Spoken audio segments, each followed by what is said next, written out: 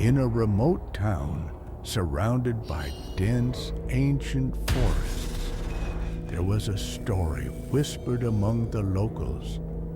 A story of a cursed cabin hidden deep within the woods. A place no one dared to approach after sunset. It was said that anyone who entered the cabin never returned, leaving behind only chilling echoes carried by the wind. One cold October evening, 4 friends, Adam, Sarah, Mike, and Lily, decided to challenge the legend. They were thrill seekers, always hunting for the next adrenaline rush. With flashlights and cameras in hand, they ventured into the dark heart of the forest, laughing nervously as the trees seemed to close in around them.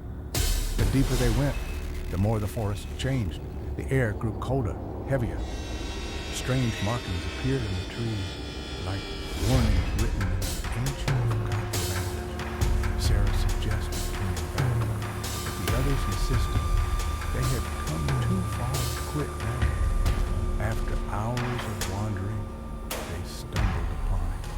The cabin, it was smaller than they expected, with rotting wooden walls and the door hanging loosely from its hinges. An unnatural silence hung in the air. Even the wind seemed afraid to move. Mike was the first to step inside. The others hesitated at the threshold, but eventually, curiosity won. The interior was even worse. Moldy furniture, shattered windows, and a smell so foul it made their stomachs churn. Yet, there was something else.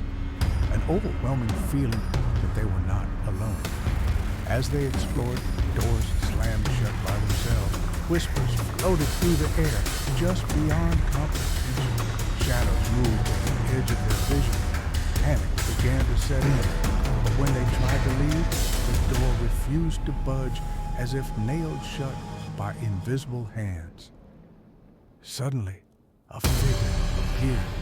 A tall, misshapen silhouette with hollow black eyes that seemed to devour the light. It stood silently at the end of the hall, staring at them. Sarah screamed, and the figure rushed forward without a sound, its movements unnatural, jerky, like a puppet on broken strings. They ran in all directions, trying to find another way out, but the cabin twisted around them, transforming into a maze. Hallways that didn't exist moments ago stretched endlessly. Doors led to nowhere.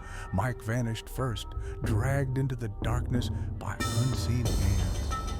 Then Lily disappeared, her flashlight clattering to the floor, spinning wildly before the light was snuffed out. Adam and Sarah held onto each other, trembling, whispering prayers. They found a window and tried to smash it open, but the glass wouldn't break. As the entity approached, the world around them seemed to flicker, reality itself bending and warping. In a final desperate act, Adam pushed Sarah toward the door as it suddenly creaked open. She stumbled out into the forest, gasping for air. When she turned back, the cabin was gone. In its place was only empty woods, silent and cold. Sarah was the only one who made it back to town. She tried to explain what happened, but nobody believed her. Some said she was traumatized. Others whispered that she was cursed. Every night, she hears knocking at her window, and sometimes, just sometimes, she sees a shadow